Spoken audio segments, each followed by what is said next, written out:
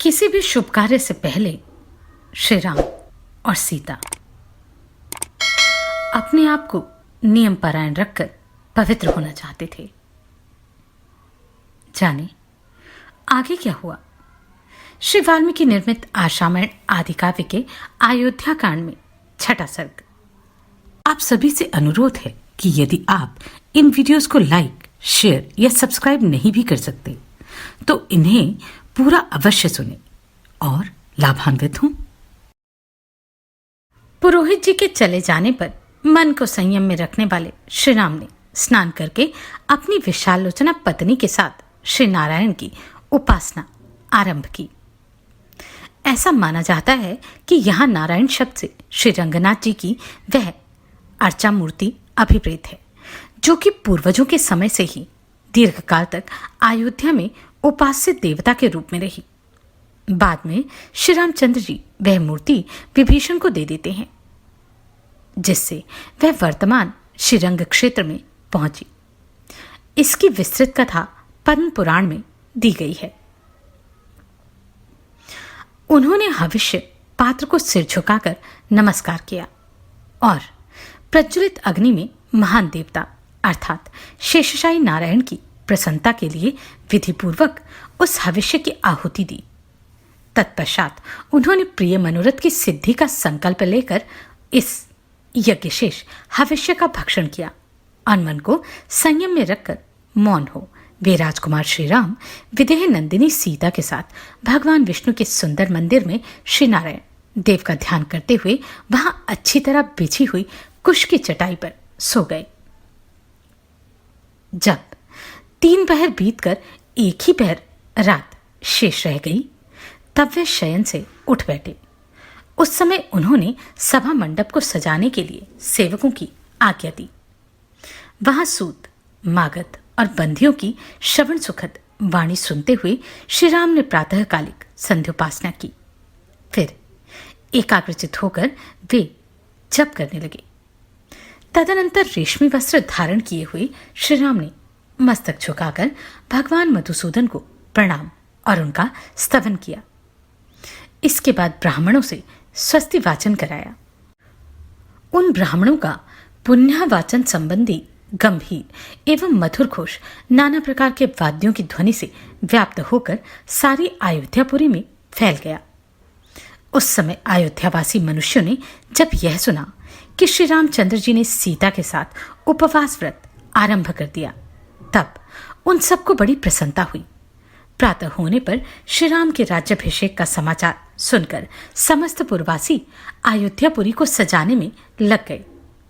जिनके शिखरों पर श्वेत बादल विश्राम करते हैं, उन पर्वतों के समान गगनचुंबी देव मंदिरों, चौराहों, गलियों, देव वृक्षों, समस्त सभाओं, अटालिकाओं, नाना प्रकार की बेचने योग्य वस्तुओं से भरी हुई व्यापारियों की बड़ी बड़ी दुकानें तथा कुटुंबी गृहस्थों के सुंदर समृद्धिशाली भवनों में और दूर से दिखाई देने वाले वृक्षों पर भी ऊंची ध्वजाएं लगाई गईं और उनमें पताकाएं फहराई गई।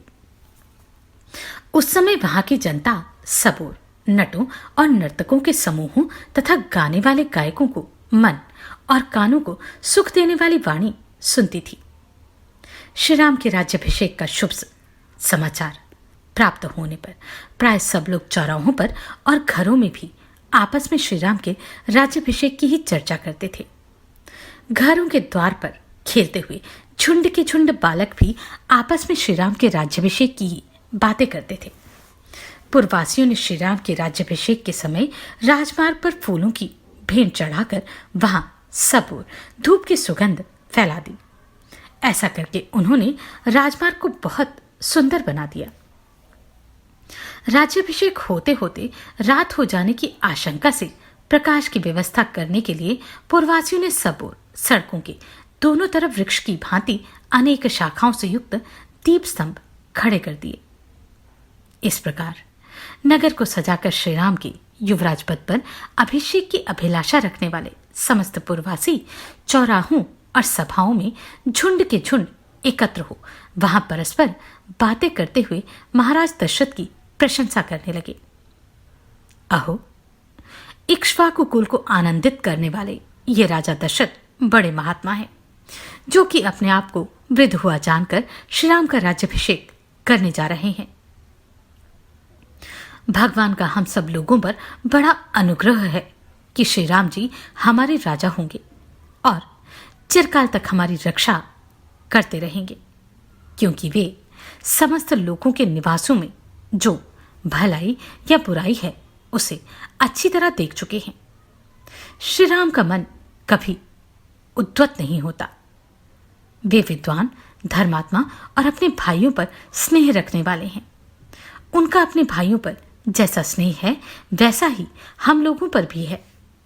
धर्मात्मा एवं निष्पाप राजा दशरथ चिरकाल तक जीवित रहें, जिनके प्रसाद से हमें श्री राम के राज्याभिषेक का दर्शन सुलभ होगा। अभिषेक का वृतांत सुनकर नाना दिशाओं से उस जनपद के लोग भी वहां पहुंचे थे। उन्होंने उपर्युक्त बातें कहने वाले पूर्ववासियों की सभी बातें सुनी। वे सबके सब श्री राम का राज्याभिषेक देखने के लिए अनेक दिशाओं से अयोध्यापुरी में आए थे। उन जनपद निवासी मनुष्यों ने श्री राम की पुरी को अपनी उपस्थिति से भर दिया था। वहां मनुष्यों की भीड़भाड़ बढ़ने से जो जनरव सुनाई देता था वह पर्वों के दिन बड़े हुए वेग वाले महासागर की गर्जना के समान जान पड़ता था। उस समय श्री राम के अभिषेक का उत्सव देखने के लिए पधारे हुए जनपदवासी मनुष्य द्वारा सब ओर से भरा हुआ वह इंद्रपुरी के समान नगर अत्यंत कोलाहलपूर्ण होने के कारण मकर, नक्र, तिमिंगल आदि विशाल जल जंतुओं से परिपूर्ण महासागर के समान प्रतीत होता था। इस प्रकार श्री वाल्मीकि निर्मित आर्षारामायण आदि काव्य के अयोध्या कांड में छठा सर्ग पूरा हुआ। आप सभी को कोटि कोटि साधुवाद। आपने इन वीडियोस को इतना प्रेम दिया। नमस्कार, मैं आभा शर्मा जावास। यदि आपको मेरा ये प्रयत्न सराहनीय लगा हो तो मुझे सब्सक्राइब करके प्रोत्साहित करें।